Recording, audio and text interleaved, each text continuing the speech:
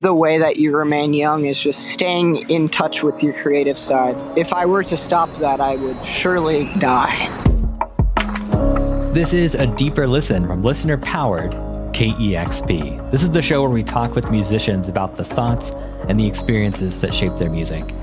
I'm Roddy Nickpour, glad to be with you, and today's story can be summarized in 3 words: Youth Revolution Now. You'll find out why as we discover the magic of the youth-led DIY scene in Chicago. KEXP's Dusty Henry talks with Kai Slater about his efforts to get away from screens, bring people together, and stay young, or at least preserve a youthful spirit. Here's Dusty bringing us into the story. Sharp Pins is the moniker of Kai Slater. Slater is 20 years old, plays in 3 bands that we know of, and runs the popular zine Hallogallo. Hailing from Chicago, Slater started making music and zines in the pandemic as a teenager, overwhelmed and frustrated with a life dominated by screens.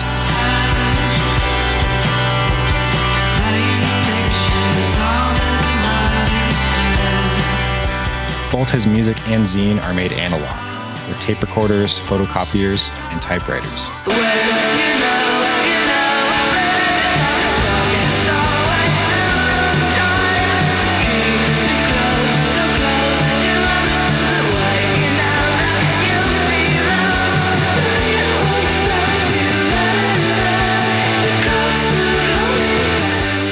Slater's music sounds unbound from time. With thick, gnarly guitars and swoon-worthy melodies, he pulls from both 60s British invasion and 90s lo-fi indie rock. His latest album as Sharp Pins is Radio DDR. The album was originally released as a tape alongside his Hallogallo zine. After catching the ears of the iconic Olympia, Washington-based K Records, the album was re-released earlier this year under their subsidiary Perennial, complete with 4 new tracks.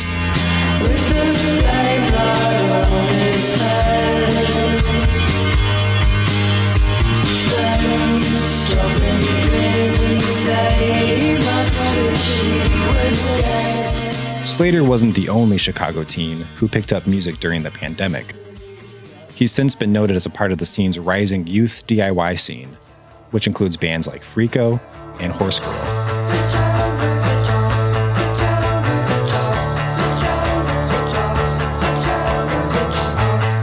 Slater and his DIY peers embrace their youth.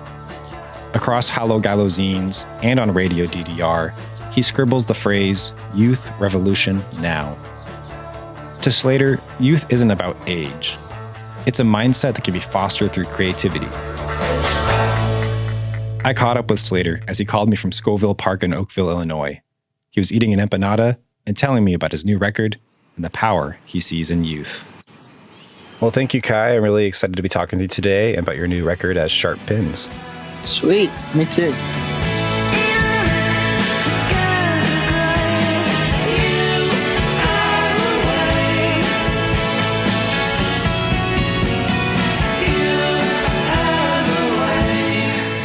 How did you first start getting into music and maybe specifically getting into the Chicago DIY scene? Yeah, I mean, I didn't really have a musical family, but I think I grew up with professors and my mom did foster care work and stuff like that. So I always had kind of cool parents that would allow me to go off and do my own thing.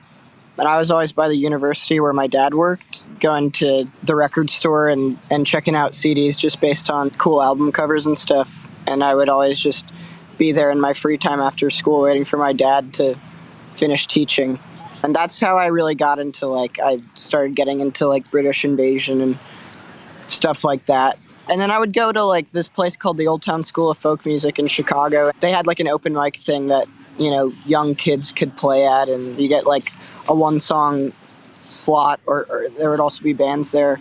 And that's where I met friends and stuff, and would always be excited to do it at the first of every month to premiere my new songs and stuff.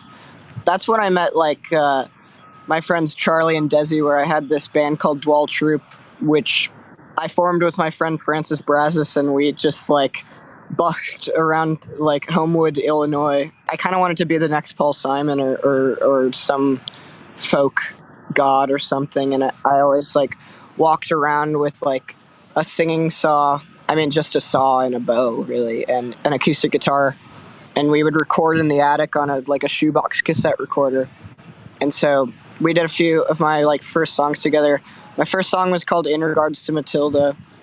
And it's kind of like this letter to this young girl, and you're it was some weird McCartney fantasy that I was writing some old 60s British song.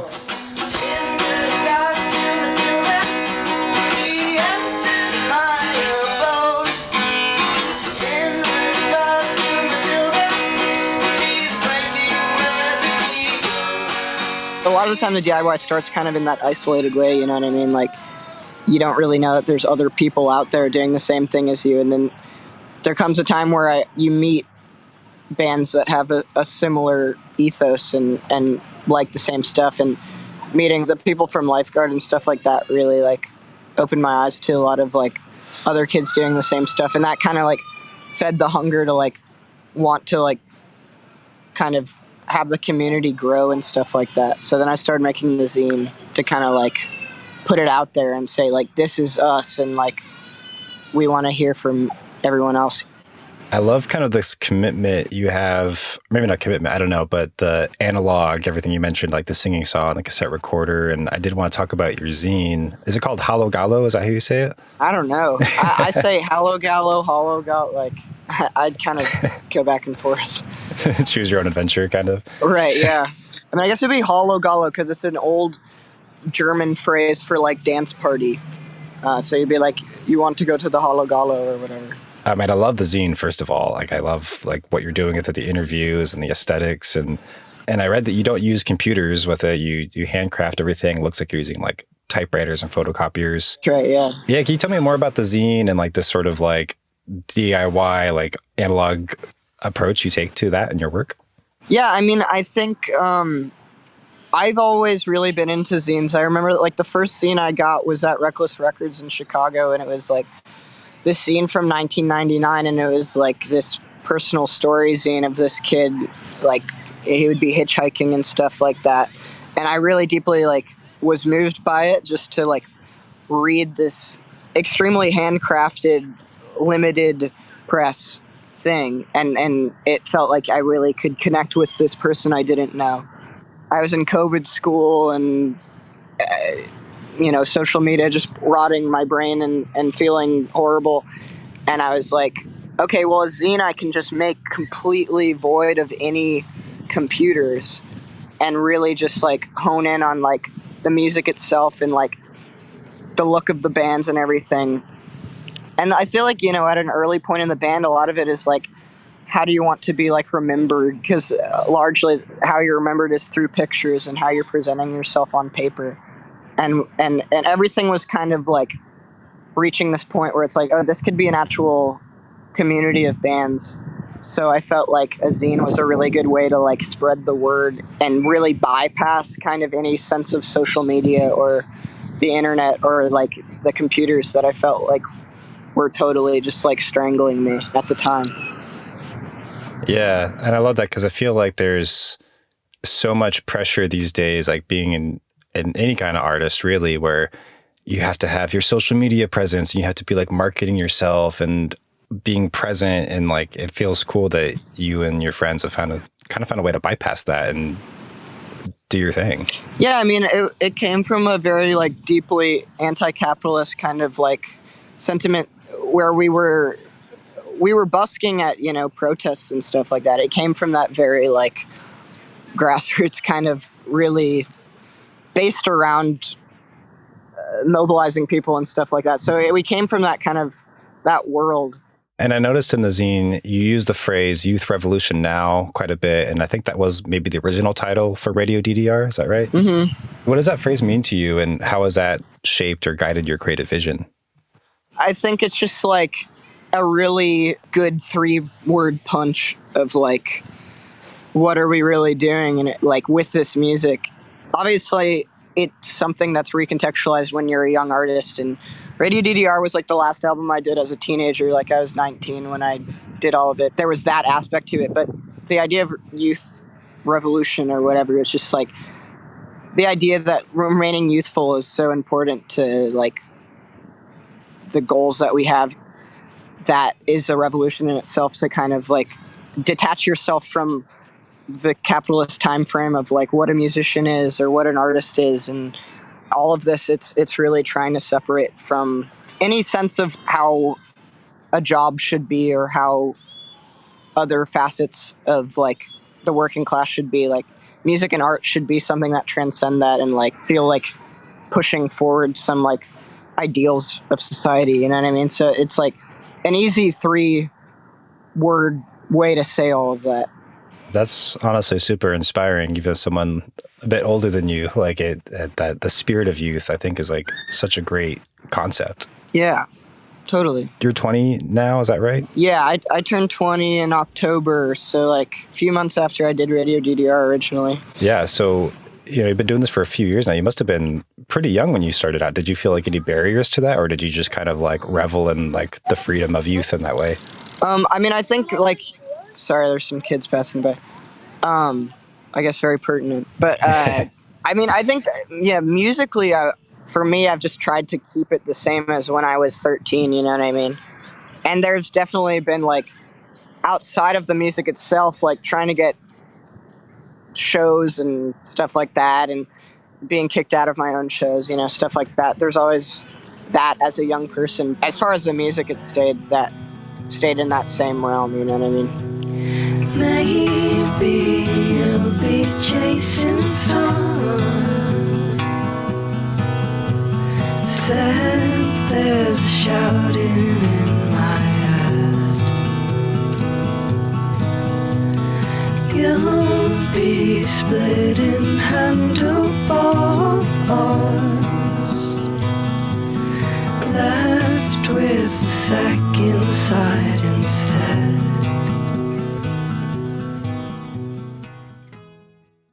I hear a lot of talk about like this like Chicago youth DIY scene, and like even like I'm in Seattle, and like I can recall like there was a lot of controversy here for years with that lack of all ages venues and having to play shows and wait outside. How is Chicago in that regard? Like, is there a lot of support for all ages music? I've definitely experienced things like that, especially when I was like under 18 or 17. Like, I remember doing like an album release show, and it was like it was at this bar that was strangely like where kind of like the youth scene was kind of gathering all the time for concerts, ironically, because it was just like straight up a bar. We did this album release show, and it was, I mean, we had all of our friends and a bunch of people, and they were all, probably under 17, and I remember the bar that night just decided to make it over 18 or over 21. I don't really remember.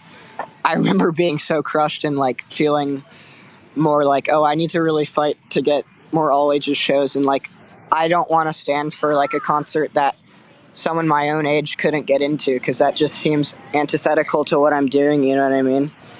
At that show, I just remember like we had just a bunch of old people just say that they were the parents of some young people just because we were trying to gather all these kids. And I was like, oh man, I can't be doing this like every time. So it's like, that's definitely every tour I do and like every thing I set up, it's very important to me to like have it be all ages, because we wanted young people to be able to see it and be like, oh, like this is cool. And like young people can do it and make our own bands and stuff. So that was like obviously impossible if it was a 21 and up show. You've mentioned like, you have several different musical projects. You're in the band Lifeguard and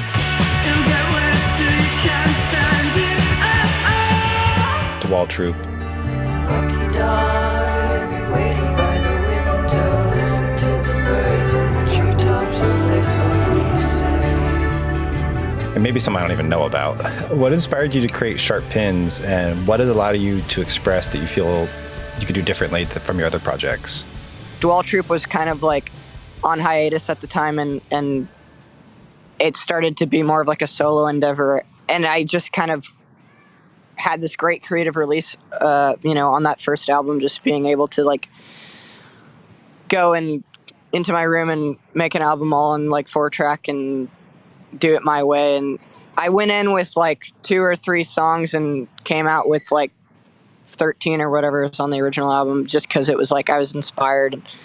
Once you start recording, for me, it's just like such an explosion of like joy, and that's like the goal always, is just to like find that kind of inspiration from your own brain. I love that you said that, because, you know, like that explosion of joy you feel, that's what I feel when I hear your music. So it's cool to kind of feel that transcend through the songs itself. Oh, that's amazing, man. That's great. Times go by,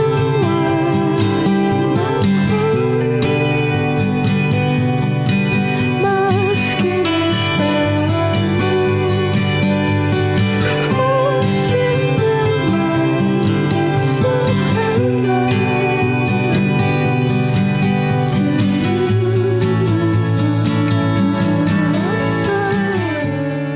So with, like, you know, Radio DDR, like, when did you first start writing these songs, and did you have like a concept or idea going into it?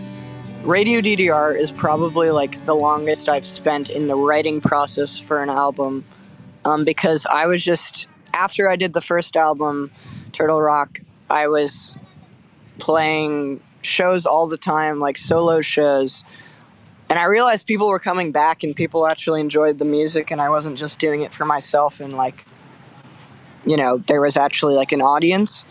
And so I just started writing songs and finishing unfinished ideas that I had recorded, and just so people could have some new stuff to listen to. And that was kind of a year of writing all these songs and really making sure they were strong enough to like stand out on their own as like solo pieces.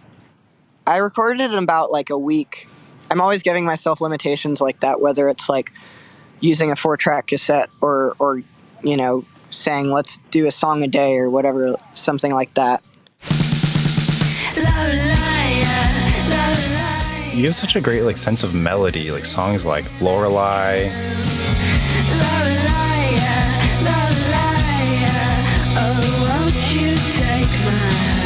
And if ever I was lonely, it just get like stuck in my head all the time.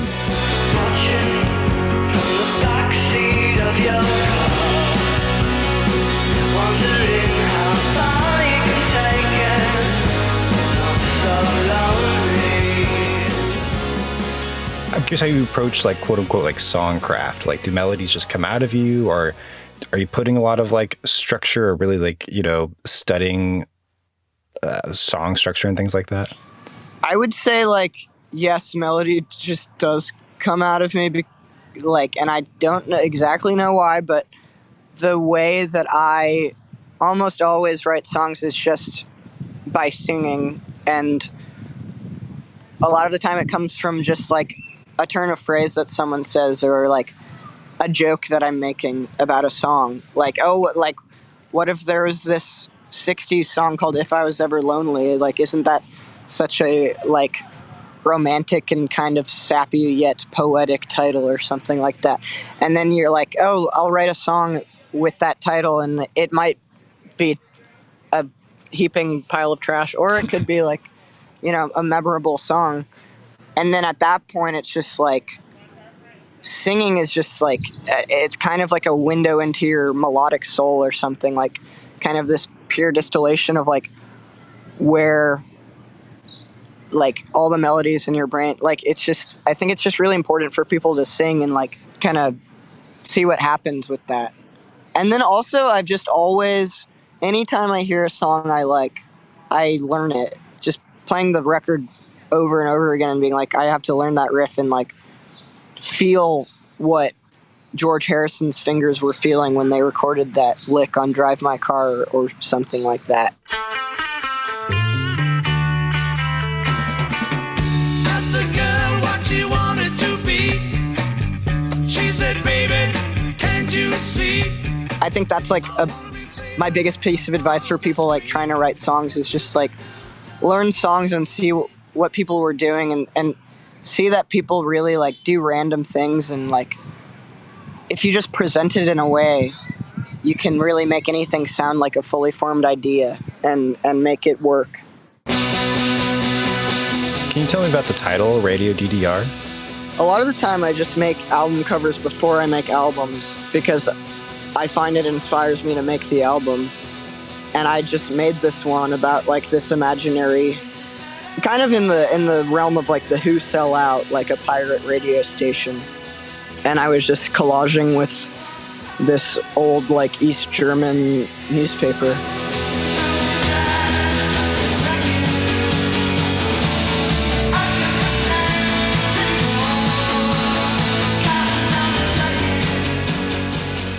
So the record originally came out last year and then was re-released earlier this year through Perennial. And when you initially released it, you donated proceeds to the Palestinian Children Relief Fund.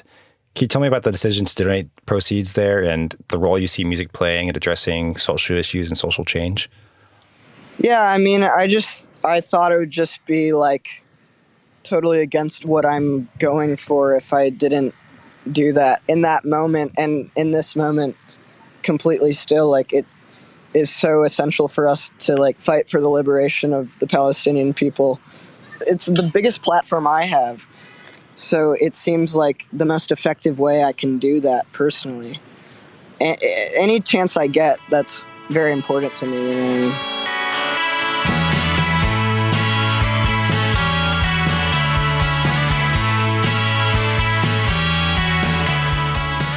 How did you get connected with Perennial? Like, I feel like your ethics and aesthetics fit so well within the world of like Kay and Perennial.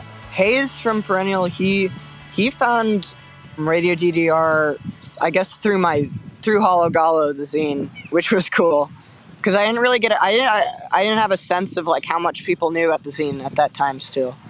So it was cool that he could discover it through that. You know what I mean? And I hadn't, up until that point, I hadn't really promoted Sharp Pins in any big way, and I kind of still don't, but I just have a label backing me now, which makes it pretty easy.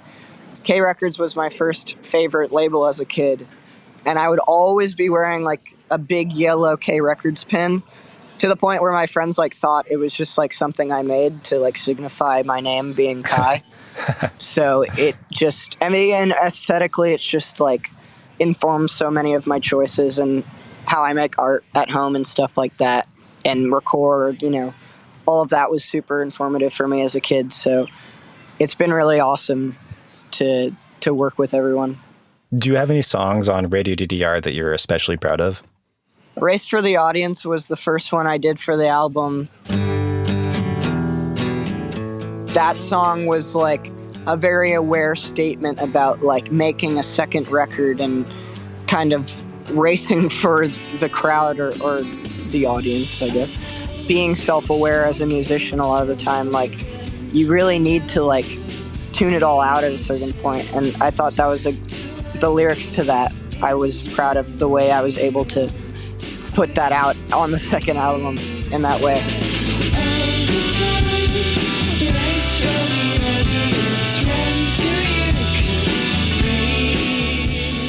And then the song You Don't Live Here Anymore, like, I felt like that one came out really well, and I recorded it on a very, very hot day during early spring, and it just, maybe the tape machine was like especially overheated at that certain hour, but it just sounds so like drippy or something like that. I'm excited about people hearing that one. Look for a while when I'm alone. The telephone rings for home.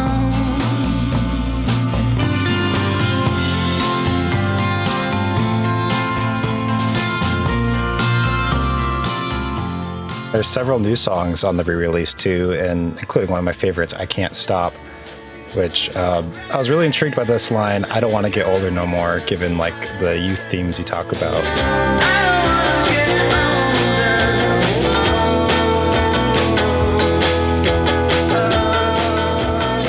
Can you talk about that line or this song?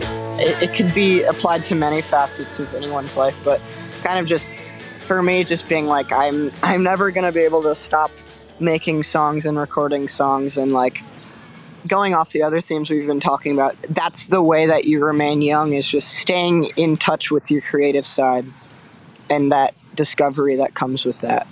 If I were to stop that, I would surely die or something.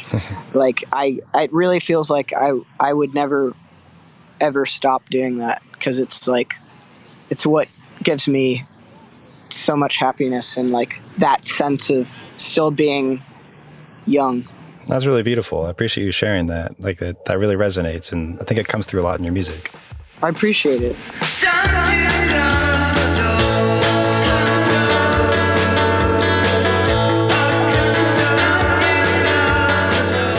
A question we always ask in these interviews for every artist is, what's a song or an artist that's inspiring you right now? I've been listening to this old like British like freak beat band called The Attack.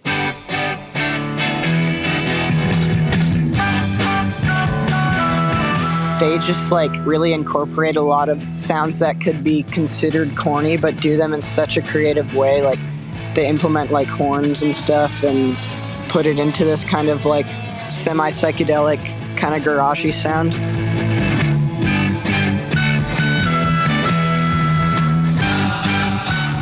I've been listening to a lot of them, and a lot of Os Mutantes as well, the Brazilian 60s band.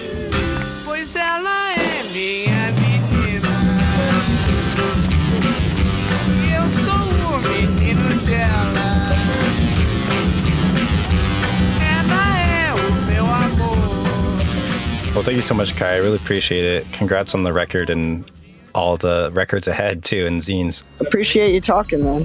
It was great. That was Dusty Henry talking with Kai Slater about his solo project, Sharp Pins. His album, Radio DDR, is out now on Perennial Records. And that was A Deeper Listen. Thanks for joining us today. You know, contrary to the will of the house, KEXP wants to remain perennial, including this show. So please leave a review wherever you're listening, and also find someone in real life today. It could be your friends, family, someone you met at the grocery store, and tell them about KEXP's podcast, A Deeper Listen. That will seriously help us quite a lot. Also have to shout out our donors. Thanks to the people who donate money, real life tangible money, to KEXP to keep storytelling like this alive in our podcast feeds and on the air. So if you can, and you're not already, please become an amplifier of KEXP by donating $6 a month, or even just make a one-time donation, $20, whatever you can afford. It all goes a long way, so thank you so much. Thank you also to Dusty Henry for producing the story, and to William Myers for mastering. I am Roddy Nickpour. Thank you for taking a deeper listen. Take care.